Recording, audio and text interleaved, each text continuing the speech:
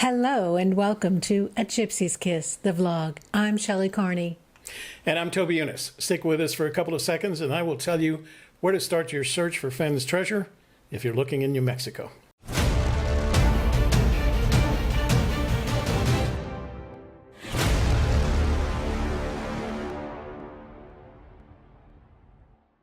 So we're back to looking in New Mexico. Well, we're making recommendations where one should look if they are looking in New Mexico. And I think it's important to, until the treasure is found, to continue developing solutions in all four of the states it has the potential to be in. Because I think if you stick yourself in just one state, one location, you can miss out on a lot of other opportunities. So, but this one, you know, we know where we want to be in New Mexico. This is really for our viewers because there was a gentleman who wrote me and said, I'm just not sure where to start. Mm. So this one is for you, slap. If you don't know where to start and you'd like to search in New Mexico, watch this video. This is where I'll tell you. Okay, so that's who it's for. Who is the video not for? OG slap is who it's for. Slap. It's for that person only. I'm telling you, when I get the occasional request, I don't know where to start. This is where to start. Mm-hmm. So, but let me tell you who this video is not for. Mm-hmm. This is not for you if you believe that Fenn's treasure is hidden in Colorado, Wyoming, or Montana. This is very specific to New Mexico.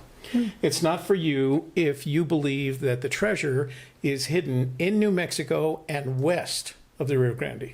We don't think it's there. This video is not for you if you believe that warm waters refers to the temperature of H2O. Because everybody's idea of warm is different. That's right. At what temperature is it warm? And who's going to walk around with a thermometer?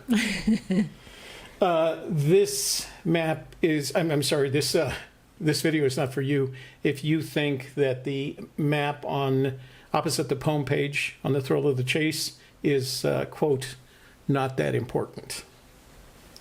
Those are my air quotes. Mm-hmm. Because it is important.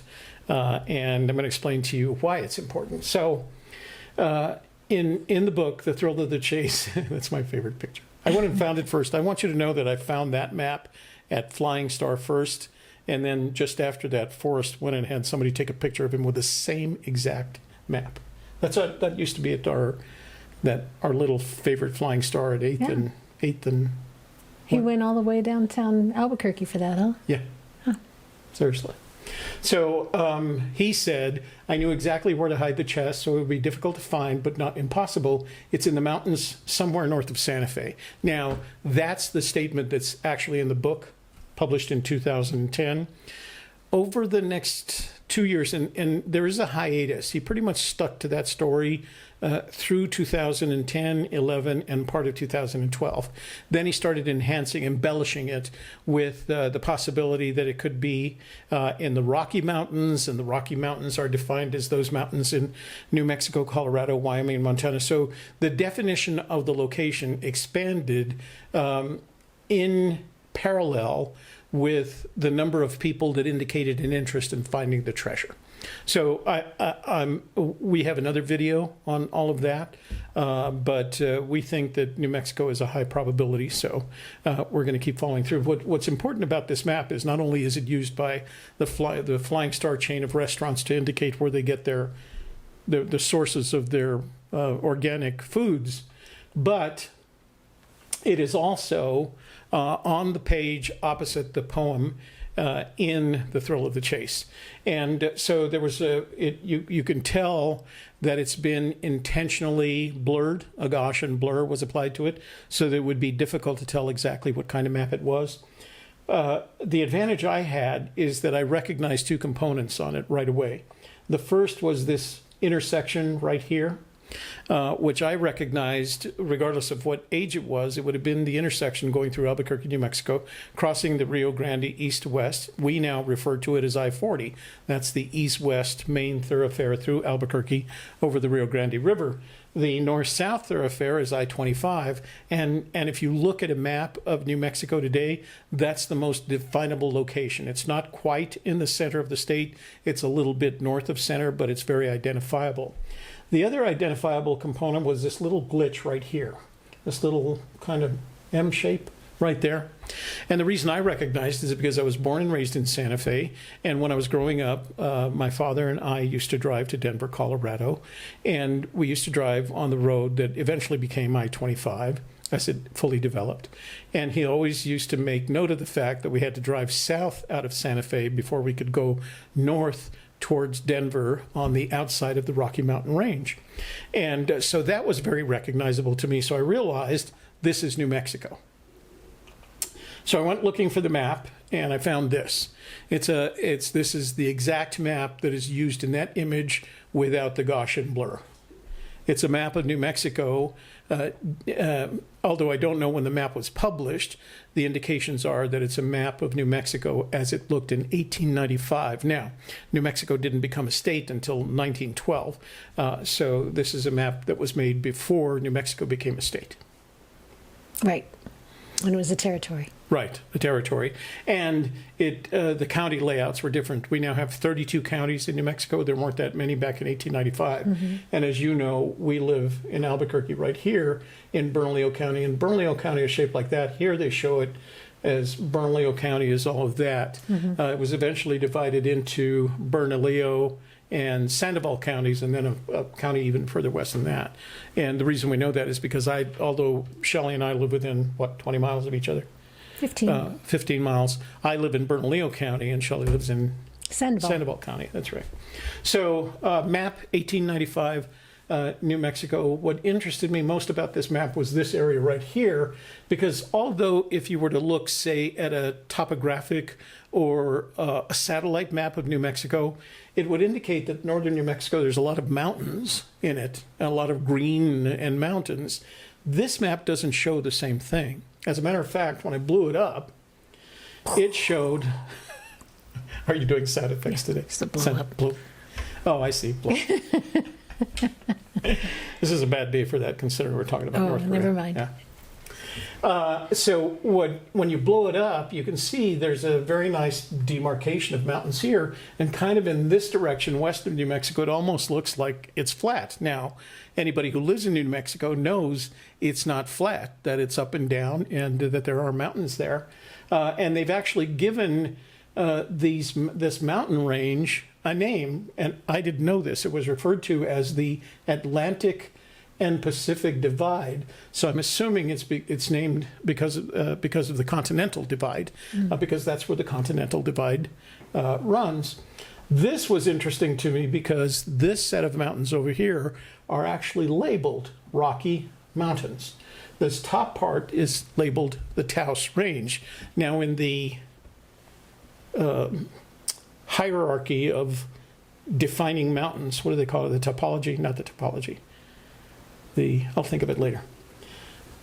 A range is part of the mountains, so the Taos Mountains are actually part of the Rocky Mountain Range. Well, if you remember, Forrest said that he hid it in the mountains north of Santa Fe. One could imply or deduce from that these are the mountains north of Santa Fe. He was more clear when he said later on, after a couple of years or so, he said, I hid it in the Rocky Mountains. These are the Rocky Mountains. There are no Rocky Mountains west of what I'll call the Rio Grande. This is the line right here that represents the Rio Grande River. And as you're probably aware, after the most recent searcher death, Forrest announced that it wasn't in the Rio Grande, that the treasure wouldn't be found in the Rio Grande River. Mm-hmm. We announced it too. We did. We did make it, did we? We did, before he did. Oh, okay. Yeah. We said it's not in the Rio Grande River. So So what I did is I started kind of playing with this map. I know it doesn't make sense because it was a map that was published probably sometime between 1895 and 1900, but that's when I started with it. The first thing that I did is I drew this demarcation line. That's the line that represents the point 8.5 miles north of the city limits of Santa Fe. I had to convert that from a newer map, but that's that line. So now I know I can search north of that. The other thing that I wanted to do was make a demarcation point between the Rocky Mountains and the not Rocky Mountains. So I can assume, based on what Forrest has told us, there's no treasure to be found in this direction. And I'm comfortable with that. The last thing that I did is kind of drew a Trapezoid? Trapezoid. I can never remember that. I always want to call it a parallelogram, and it's not, is it? I think they're, parallelogram would. Yeah. Trapezoid. These lines are parallel, so yeah, it is both. Thank you. Geometry, yay! Geometry is fun. So I drew a trapezoid that represented that area. Let me show you why I did that, because I took a look at a couple of other maps. So here's the assumption that I'm making so far, that the treasure is hidden in the Rocky Mountains somewhere north of Santa Fe. And that's hardly an assumption. According to Forrest, those are facts. So you'll have to disbelieve everything. You'll have to suspend belief and disbelieve it if you don't believe what he said, which is it's in the mountains north of Santa Fe, and then it's in the Rocky Mountains. These are the Rocky Mountains north of Santa Fe. So I thought to myself, well, let's see how that plays out against the map that was done by Benchmark Maps and added in his book, Too Far to Walk. And the first thing that I noticed, so I have one in my room over here that I got, one of the original posters. So I went and took a picture of it, blew it up. Thank you. And started looking at it. The first thing that I noticed, so this blue line represents. There's no blow up there. It's a blue. Oh, okay. Oh. So this blue line represents the Rio Grande River, and as you can see, kind of west of that, this is the it represents the 9 degrees from magnetic north, or true north. But there's not much happening over here. There's a bunch happening over here, but not over here, kind of reaffirming like west of the Rio Grande, maybe nothing happening there. But I applied this kind of the same principles. Here we are north of Santa Fe, 8.5 miles north of Santa Fe, on one side of the Rio Grande, although it didn't make it all the way over, and then our trapezoid defining our search area. So it fits with that map as well, which I thought was a good direction for us. The conclusion that we've come to as a result of all this, that there is no Fenn treasure in New Mexico west of the east bank of the Rio Grande River. Because he said it wasn't in the river, and there's nothing to indicate that the Rocky Mountains are west of the Rio Grande River. So west of the east bank of the Rio Grande River, there's no treasure to be found. Well, there's in New Mexico. No Fenn treasure. No Fenn treasure, right. Oh, good point. That's a good point. That's fair. So there was one map that I wanted to apply it to. Now, this is a map that is in, it says map insert Too Far to Walk, but that's not true. I just didn't change that title. Ignore that. Okay. So I took the map that's in the New Mexico fishing regulations, the 2017 fishing regulations, and you probably can't see it on there, but it describes the fishing area in New Mexico, in northern New Mexico, in terms of a pink color. I applied the same principles to it. There's our trapezoid, 0.5 miles north of Santa Fe, and it pretty much defines our area in terms of the New Mexico Department of Game and Fish map. So the question is, why is that important? It's important when it comes to warm waters, the plural. There is only one place that I've found where the phrase warm waters is used in a context. The context happens to be fishing in New Mexico. Now, for those of you that have found references to warm water in both Wyoming and Montana, it is warm species and water. You will never find the phrase warm waters in either in any of the fishing regulations in Colorado, Wyoming, or Montana. There is only one state in which the phrase warm waters is used. That's New Mexico. Warm waters include all streams, lakes, ponds, except those designated as trout waters, and it refers us to pages 24 through 26 of the same set of regulations. Now, oops, went too far. So these are pages 24 through 26. The first page is the general definition of special trout waters. And then there's a list of special trout waters. Now, there are some repeated. For example, you can find Red River on here twice because there are two distinct locations for special trout waters on Red River. If we go back to their definition here for just a second, warm waters include all streams, lakes, and ponds except those designated as trout waters. So when I go down to the Rio Valdez in the Pecos Wilderness from 0.25 miles below Smith Cabin upstream to its headwaters, I now have an exact location for where warm waters halt. Now, in this case, it's going to be upstream, but I can pinpoint that exact location. Let me give you an example. So this is the Red River. Now, the Red River in this area actually runs kind of north-south along Route 578. It's just, this area is just south of the town of Red River. One of the specialty trout waters is from the confluence of the Red River with Goose Creek to 1 mile upstream as posted. This is the confluence of Goose Creek right here. I head 1 mile upstream, warm waters as posted, warm waters halt right there. And the canyon will go down from there. So the advantage to the definition of warm waters in New Mexico is that it's exact. And actually, there's two advantages. Number one, it's exact. And number two, it always intersects with the beginning of Canyon Down. So if you look at that specialty trout waters listing in the Game and Fish Department regulations, there are 39 different locations that define specialty trout waters.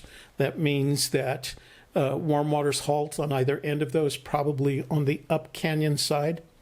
But what I did is I broke it down to the ones that are inside the trapezoid that we defined on the maps before, and were realistic. So, for example, there's a couple of entries in there that you have to get to with a 10-mile hike. I didn't include those. The ones that seemed reasonable to me are the Red River, Laguna del Campo, Cabresto Creek, Jacks Creek, Rio Costilla, Bahia Vidal, and Greenwood areas, the Cimarron River, and the Shuri Ponds. Those are the 8 locations inside that trapezoid in the Rocky Mountains where I can assure you warm waters halt and there will be a canyon down. Now, you'll have to go look at those pages 25 and 26 to get more detail on them, but I thought I'd share this with you as of this point. Okay, so after Canyon Down, Home of Brown. Home of Brown. So that would be the next thing to look for. Right. With all of these. Put in below the Home of Brown. Mm-hmm. And there's locations in each one of these where you can claim that you've put in below the Home of Brown. So we have 8 trips to take in New Mexico.